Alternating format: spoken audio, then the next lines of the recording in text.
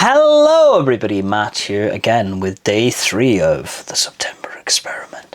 We are of course looking at volume 2, or Omnibus 2 I guess, of Kengo Hanazawa's I Am a Hero today. I want to apologise first and foremost. Yesterday I kind of had to do the video in a bit of a rush, which meant I didn't really get a chance to dive into the artwork as much as I wanted of volume 1, but as you may be able to see, I have these little tabs now in order for me to do that, at least in a way that kind of makes sense that I don't have to have a second camera for now.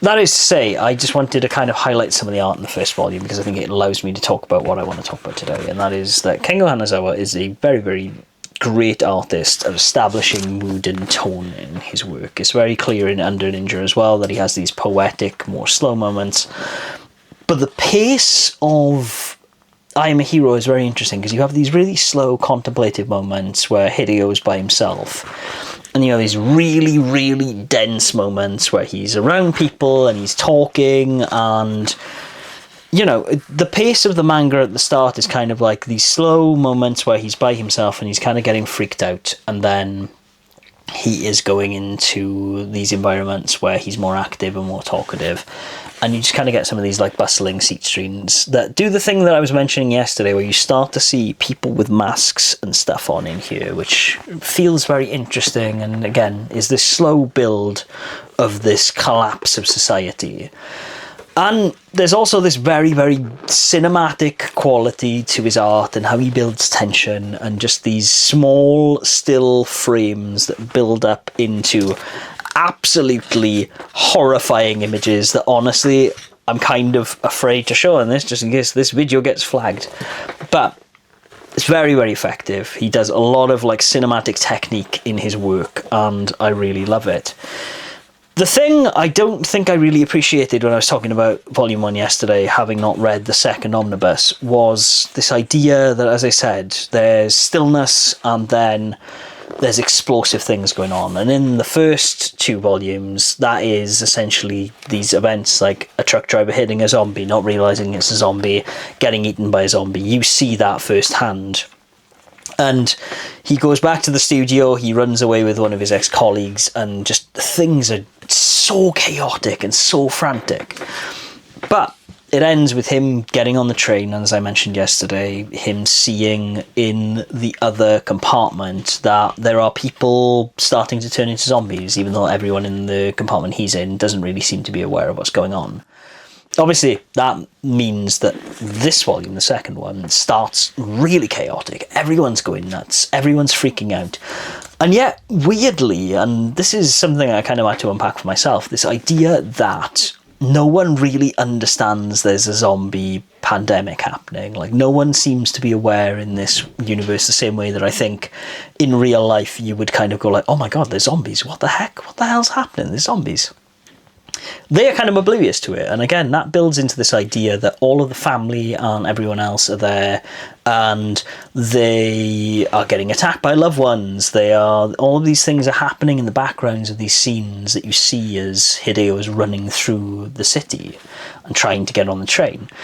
And it just means that a lot of the moments that are happening in this book, and everyone's freaking out, and nothing's really on the news, so everyone's just seeing all of this stuff and acting like you would normally to it, just made me realise that that happens a lot in zombie movies. And I think the reason it has to happen here, especially with someone like Hideo, who's a stickler for the rules, as we learn in this volume, and saw in the previous one with him not wanting to fire the gun he has because he's got a sword and firearms license and he's afraid that it's going to get revoked or changed because of his bad behaviour in the zombie apocalypse. Quite funny.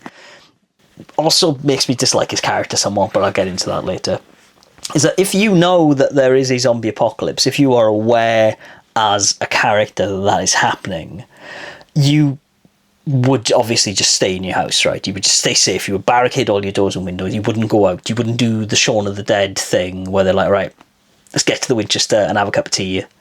Edgar Wright is smart enough to make a meta movie about zombies in Shaun of the Dead. Here, that is not the point. Here, the point is Hideo is reacting to all this stuff, like Teko turning into a zombie, even when she's trying to bite him. He's like, what the heck is going on? And that carries on in this volume.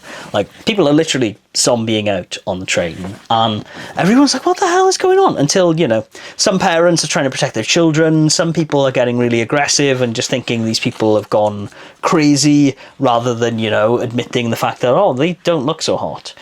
And all of this madness on the train happens, and it leads into this very still, very tense moment as Hideo jumps into a taxi with other people who are talking about being bitten. And Hideo is just like, oh no, I've seen how this goes. Even though he's not voicing it, even though he's not concerned, leads to this very, very tense scene of this couple in the back of a taxi. And they're just talking about, you know, oh, I've been bitten, crazy people on the train, da-da-da-da. And we got to get to a hospital. And you're like, oh no. And Hideo's trying to get out of the car, but it doesn't really work that way.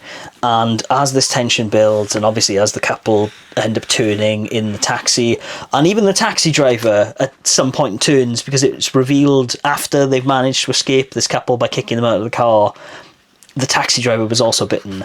Hideo manages to run away. You get this really intense chase scene of him running on the highway. And he goes into this theme park and he stays there and he's safe. And then it's a bit of an interesting shift in Hanazawa's artwork, because he starts to use like a lot of photo reference and like photo pastiche stuff, where he's clearly just cranking up the threshold to make photos feel like they are commonplace. I know I've seen that in like Anno's art. Anno, Asano, you know what I mean.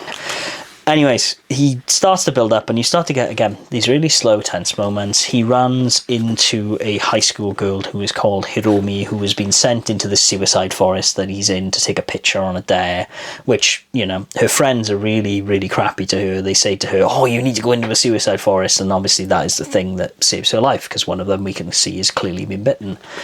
And it just leads to this really oddball relationship between this high school girl and this otaku who just cannot really talk to anyone about anything other than manga. And yeah, it's just very, very interesting. Obviously, the moments really build with tension in, like, again, this idea that Hanazawa does really, really cinematic, tense things like this, where you just get scene after scene of zoom, zoom, zoom, and just leading to some absolutely crazy stuff. Also, one thing I've not seen in a manga, I don't think, is this, of the big reveal of this zombie creature. You have to flip the book on its side. I thought it was neat. I was like, man, can you imagine reading that in a bigger format, like weekly magazine that they have in Japan? It would be cool. All in all, I think this second volume for me has been really, really enjoyable. Again, it's this understanding of how the pacing of this book is going to go, and this understanding of how Hideo is, has left me really intrigued and going, okay, I understand why people like this. Hideo is starting to really grate on me by the end of this volume, because he is the man-child he is. He can't really face the world in a meaningful and like exciting way that you kind of expect someone to rise to the occasion. Even though he says I'm a hero a lot, he is very much just very, very afraid of this, as we saw right at the start when he's freaking out about all of the things that are going on in the world or going on in his head and all these yokai. And he really grates on me, and I hope I kind of learned to love it, because right now the joke stuff of him being obsessed with the idea of breaking the law and not stepping a foot out of line are very, very funny in this world that is obviously way, way past that. But there's just these scenes where, like, if it wasn't for him being like that, obviously it would get resolved a lot quicker. I understand, as with the idea that the characters knowing what zombies are would kind of break the flow of it. I think if he were to buck up a lot quicker, maybe it would be a more enjoyable manga to read, but maybe it wouldn't have the same legs and hopefully emotional payoff it'll have when he eventually gets around to that. Again, really, really creepy stuff in this book. There's interesting use of like fisheye distortion and things throughout it, and overall the art is just really solid. I'm curious to see if the third one is more of the same, or if there's anything different to it, or if it's just going to be this steady, steady build to whatever happens at the end. But overall, I understand why people like this series, and I can't wait to read the third volume tomorrow. So check it out if you haven't already. Like I said, it's available not only in English, but for those of you living in Denmark, it's in Danish, and I imagine probably most other European languages as well, which might be slightly easier to get than these Dark Horse omnibuses. Anyways, that is the end of this video, folks. It went on a little bit longer because I think I had a lot more to say. And let me know if you think that's okay. Let me know if 10 minutes is too much or if I should keep it under that. And yeah, let me know, obviously, how it is just to see the artwork like this. If I should start trying to do some edits and rigs and things like that so you can see it over the shoulder. I don't have a second camera, so it's going to be more work for me, but we'll see how it goes. Anyways, thank you so much for watching, and I'll be back tomorrow with Volume 3. But until then, everybody, be sure, as always, to read on. Take care. Bye-bye.